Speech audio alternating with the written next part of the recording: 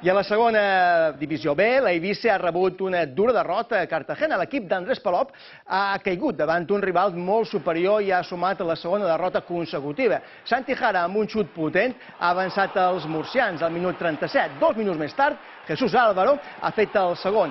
Ja a la segona part, un tir de l'exjugador del Mallorca, Moïta, ha suposat el tercer al minut 49.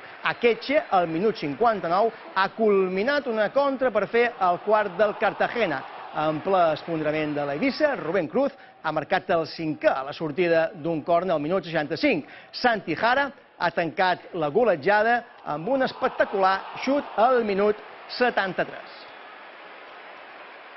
Yo creo que ha sido una de las derrotas más duras que he recibido en toda mi trayectoria, ya no solo como entrenador, sino como jugador. Pero que bueno, que al final esto es fútbol, un mal día lo tiene cualquiera y nosotros, pues bueno, sigo confiando con mis jugadores. El Cornellà va frenar l'espectacular progressió de l'Atlètic Balears, que va arribar a Barcelona després de 3 victòries consecutives. L'equip de Palma va patir davant un rival molt defensiu que va esperar el seu moment per marcar. Ho va fer al minut 41 i en una jugada per banda esquerra.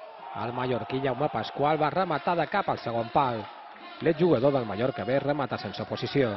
Cualquiera de los dos podemos haber marcado, solo que han sido ellos los que han estado más acertados y luego a partir de ahí ha sido un querer y no poder por nuestra parte y eso que yo creo que hemos hecho un segundo tiempo más que aceptable. Mànix Mandiola va moure la banqueta i la segona meitat va ser un monòleg de l'Atlètic, que va reclamar un penal. Però el conjunt mallorquí es va trobar amb el segon del Cornellà. Carl atura la rematada de Pep Cavaller, però Eloi empenya el rebuig i tanca la victòria al minut 87. Marcos de l'Espada va ser expulsat al minut 89 per reclamar un penalti i es perdrà el partit contra el filial del Llevant de la setmana que ve.